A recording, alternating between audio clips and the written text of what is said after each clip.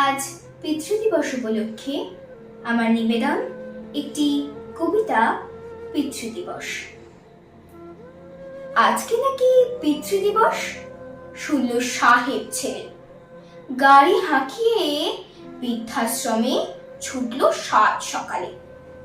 পৌঁছে ছোটে বাবার কেবিন, ছেলের ভীষণ তাড়া। বাবা হঠাৎ ছেলেকে দেখে খুবই আত্মহারা।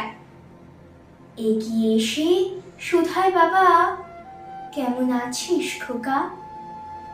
বৌমা নাতি কেউ বসেনি, তুই এসেছিস একা? ছেলে বলে, ভালো আছি, সময় নেই কো হাতে, তাড়াতাড়ি সাজো তুমি নতুন পোশাকে।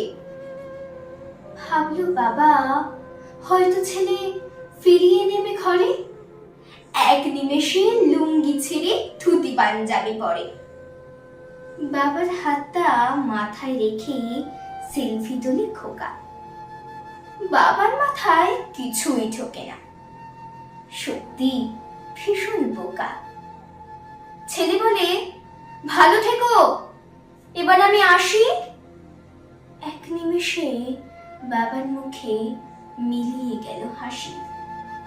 তাকায় না কো ছেলে ফিরে, সময় নেই কো হাতে, ছবিখানা ফেসবুকেতে হবে যে পোস্টাতে।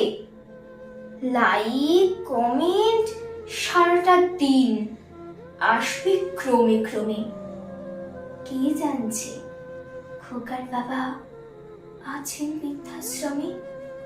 কে জানছে খোকার বাবা আছেন বৃদ্ধাশ্রমে? নমস্কার।